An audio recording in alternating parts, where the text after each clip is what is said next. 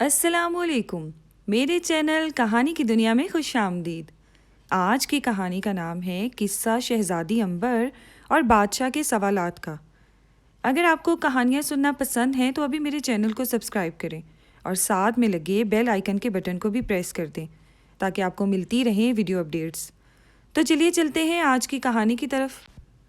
بہت پرانے زمانے کا ذکر ہے، سمندر پار ایک چھوٹے سے ملک پر ایک بادشاہ حکومت کرتا تھا۔ اس بادشاہ کی ایک 15-16 سال کی بیٹی بھی تھی جس کا نام شہزادی عنبر تھا۔ شہزادی عنبر بے حد حسین اور خوبصورت تھی، یہی وجہ تھی کہ بہت سارے شہزادے شہزادی عنبر سے شادی کرنے کے خواہش مند تھے۔ ہر روز کسی نہ کسی ملک کے شہزادے کا رشتہ آیا کرتا تھا۔ چونکہ شہزادی عنبر بادشاہ کی اکلوتی اولاد تھی، اس لیے بادشاہ اس سے بے حد محبت کرتا تھا۔ اس کی خواہش تھی کہ شہزادی کو ایک ایسا شوہر ملے جو خوبصورت ہونے کے ساتھ ساتھ رحم دل اور بہادر بھی ہو۔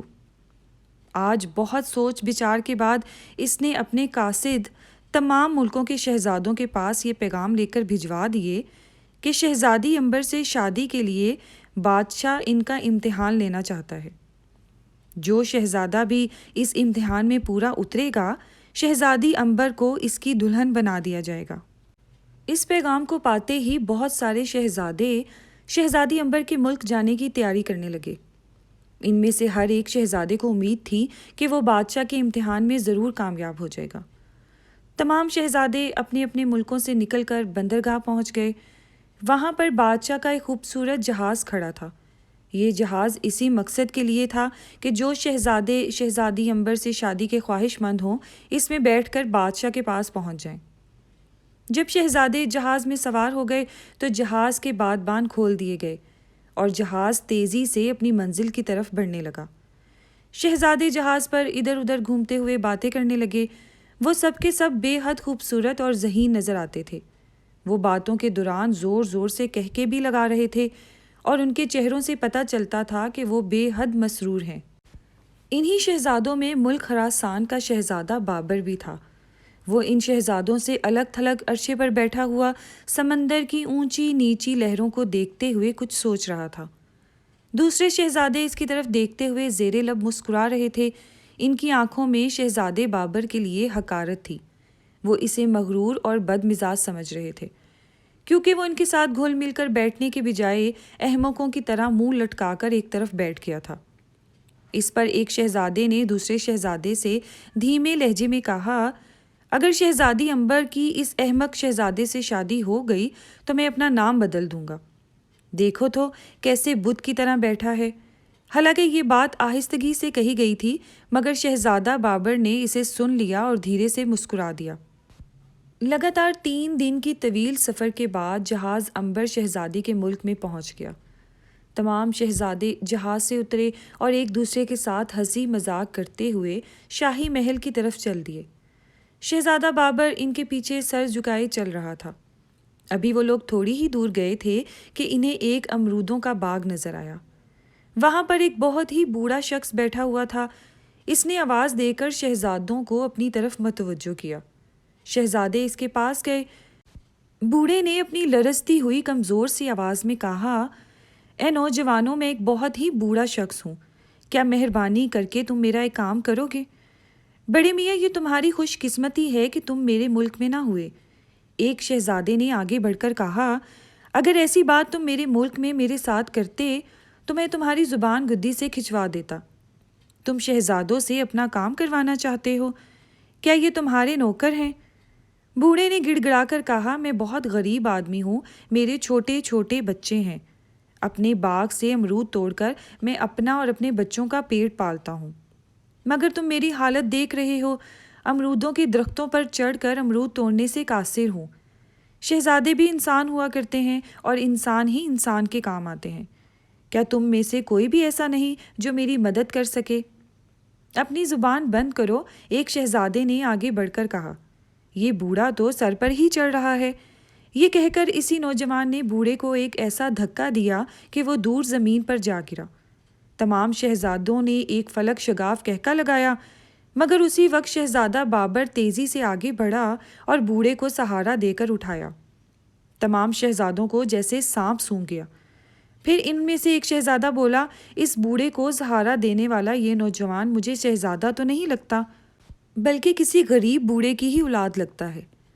شہزادہ بابر نے کہا، تم لوگوں کو ایک بوڑھے آدمی کو ستاتے ہوئے شرم آنی چاہیے۔ کیا تم لوگوں کے دلوں میں اپنے سے بڑوں کے لیے کوئی عزت نہیں؟ ایک لمبے تڑنگے شہزادے نے اس کے پاس آ کر کہا، اپنی یہ نصیحتیں اپنے پاس رکھو۔ اس بوڑھے کو کیا حق پہنچتا ہے کہ یہ ہم سے امرود توڑوانے کا بےہودہ مطالبہ کرے؟ اس میں اس بیچارے بوڑھے کا بھی کوئی قصور نہیں۔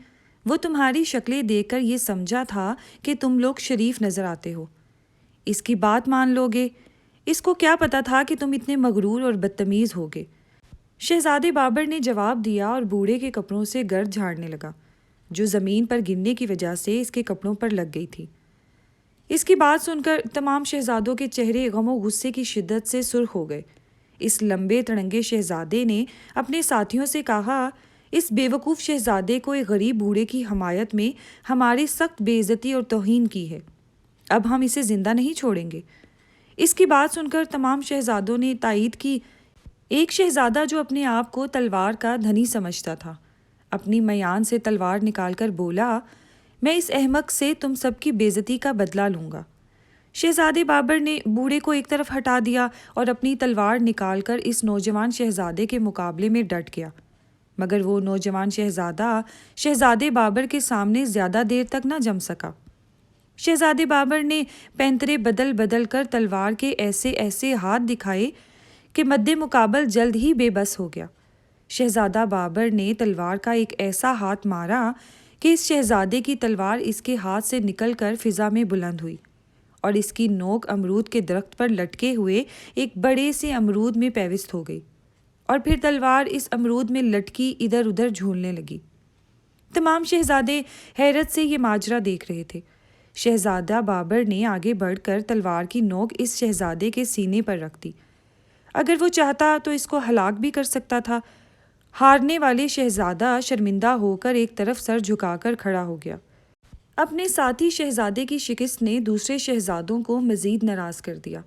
ایک شہزادہ پھر تلوار سونت کر آگے بڑھا، مگر چند ہی لمحوں بعد اسے بھی شکست کا سامنا کرنا پڑا۔ اسی طرح ایک کے بعد ایک شہزادہ بابر نے تمام شہزادوں کو شکست دے دی۔ وہ تمام کے تمام باغ کے گھاس پر بیٹھ کر ہانپنے لگے۔ شہزادہ بابر پھرتیلا ثابت ہوا اور اس نے تمام شہزادوں کو جلد ہی تھکا مارا تھا۔ سب شہزادے اسے سخت نفرت محسوس کرنے لگے تھے، مگر وہ اس کا کچھ بھی نہیں بگاڑ سکتے تھے۔ ان سے نپٹ کر شہزادے بابر نے امرودوں کے درخت پر چڑھ کر بوڑھے کے لیے امرود توڑنے لگے۔ جب بوڑھے کا ٹوکرا بھر گیا تو شہزادہ نیچے اتر آیا، اور پھر وہ اچانک حیرت زدہ رہ گیا۔ باغ میں ایک کٹیا بنی ہوئی تھی۔ اس کٹیا کا دروازہ کھلا اور اس میں سے بادشاہ، ملکہ اور شہزادی باہر نکلے۔ تمام شہزادے گھبرا کر کھڑے ہو گئے۔ بادشاہ نے بابر کا شانہ تھپ تھپاتے ہوئے کہا، شہزادے ہم تم سے بہت خوش ہیں۔ تم اب یہ بات اچھی طرح سمجھ گئے ہوگے، ہم نے یہ سب چکر تم لوگوں کا امتحان لینے کے لیے چلایا تھا۔ ہمیں اپنی شہزادی کے لیے ایک رحم دل اور بہادر شوہر کی تلاش تھی۔ خدا کا شکر ہے کہ تم ہمارے معیار پر پورے اترے ہو۔ تم نہ ہی ان دوسرے شہزادوں کی طرح مغرور ہو اور نہ ہی ان کی طرح بدتمیز ہو۔ ہم اس کٹیا میں بیٹھے سارا تماشا دیکھ رہے تھے۔ تم نے جس دلیری اور جرات مندی سے ان تمام نکمے شہزادوں کا مقابلہ کیا تھا، اس نے ہمیں تو بہت متاثر کیا ہے۔ تمام شہزادوں نے شرمندہ ہو کر گردنیں جھکا لی۔ بادشاہ شہزادے بابر کو اپنے ساتھ محل میں لے گیا۔ تمام شہزادے اپنے کیے پر شرمسار تھے، اس لیے وہ واپس اپنے اپنے ملکوں کو چلے گئے۔ چند ہی دنوں بعد شہزادہ بابر اور شہزادی امبر کی بڑی دھوم دھام سے شادی ہو گئی، اور اس طرح شہزادہ بابر اپنی رحم دلی اور جرات مندی کی بنا پر دنیا کی خوبصورت ترین شہزادی سے شادی کرنے میں کامیاب ہو گیا۔